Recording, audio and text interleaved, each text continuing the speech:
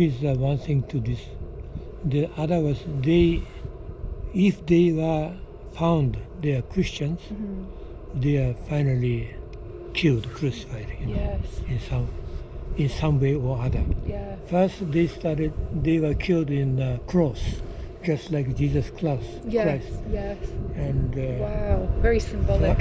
Symbolic. But finally, those people who crucified, they thought it is not a good procedure because every Christian looks very glad to be crucified. The same way as Jesus. Yes. One of the Christian leader, Japanese, he became crucified at the age of 33. Wow. He was especially glad to be on the cross. Wow. At the same age as Christ. Goodness me. Yeah, 33 years old. Wow. So the government changed their policy to decide to hang them upside down. Oh no. And put in the hole, So something unpleasant to deter people from Christianity. Yeah. But how interesting, because around similar times, meanwhile, in Europe, people were being prosecuted, women especially, for being witches, Right. if they were seen as pagans or even something different, like something evil. So it's interesting how the opposite was happening here. Right. And was this also, of course, to preserve Buddhism? To preserve Buddhism, yes. Maybe so, because first Christian came and Nagasaki was donated to Rome. During those time, about 20-30 years period time, almost all the temples and the shrines were destroyed, fired by the Romans. By the Roman Jesuits, yeah. But after Christians are banned, the opposite happened. All the churches were destroyed. Yes. So yes. This religious struggle continued. Yes. So there was a religious struggle, but it was beneficial in the long run to have some Christianity in the country again. Yes. So we'll revisit that. We'll come back to the Christian point. Now, in 1635, let's go back actually. In 1612, there was the enshrine of Masumazu. Okay, is it recording? It is, yes. Okay.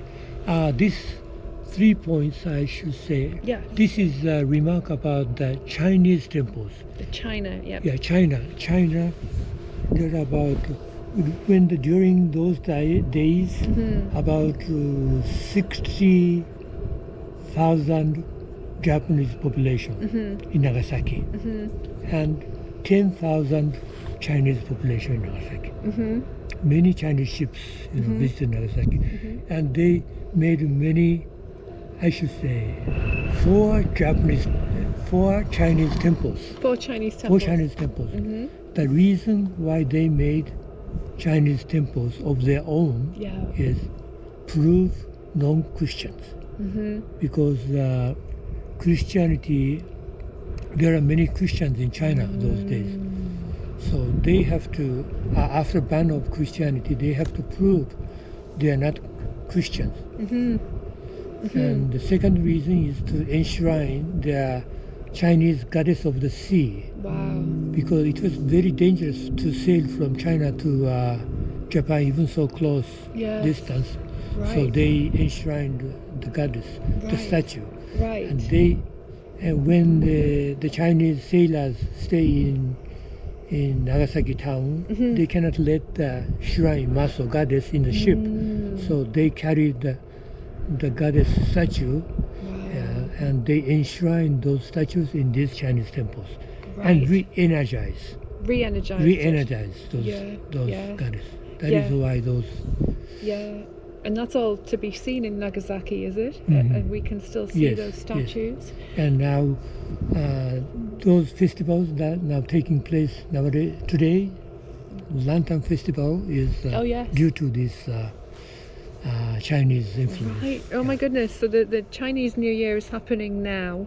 and this is all connected to the events that happened in 1612, Right. which is incredible. Exactly. And we also have this performed memorial service of the ancestors. Are we talking about Obon here? Obon, yes. This yes. is the first Obon. Obon, In yes. 1612. Yes. So Obon, of course, the famous Japanese ceremony to commemorate ancestors and those who have also deceased in recent times. And it's a vast timeline, isn't it? It's a Yes. very deep practice, which I was actually lucky enough to participate last summer for the very first time to commemorate some of my family. So yes, so this came from China, did it, or Bon originally? Right. 1635, the ban on Japanese citizens and Japanese ships to go abroad. Right. Wow. So that was quite an extreme measure. What do you think about that? It's a pity. I'm very glad that I was not born 400 years ago. I like to travel abroad. So. Yes, he's been to many countries. And you've lived in America, haven't you? Yes, I have. Yeah. 1636, the completion of Dejima. Dejima, yes. Right, this is where the Portuguese were housed. Later today we'll also be broadcasting from Dejima. Mr. Kinoshita told me yesterday that there are two areas of town which are connected to international traders, the Portuguese and the Dutch, the eastern part and the western part of town. So we'll be exploring those places on location a little bit later. 1639, the Portuguese were expelled from Japan. So things really escalated. And the Christians went underground, the hidden Christians. There's a lot of artwork around this period, isn't there? Right. That's being unveiled today. The hidden Christians became a subject of interest for artists to represent. Do you have any favourite artists or figures from that period who represented the hidden Christians? The Christians. I like to read the book The Silence by Endo Shusaku. Endo He's a Shusaku. writer, yeah. Right, he's a very famous writer, isn't he? Yes. Okay, and now we're going on to a very exciting part, which is the Dutch entrance to Japan. 1641. Tell us about that. Dutch was opened the factory in Hirado in early 17th century, and because these Portuguese were expelled, this Dejima became empty, no habitant. Dejima is a reclaimed land who was prepared by Japanese merchants, about 20 of them. But after Portugal left, there was nobody to live in their land because they are getting money from the Portuguese. So they asked the government to let somebody come here.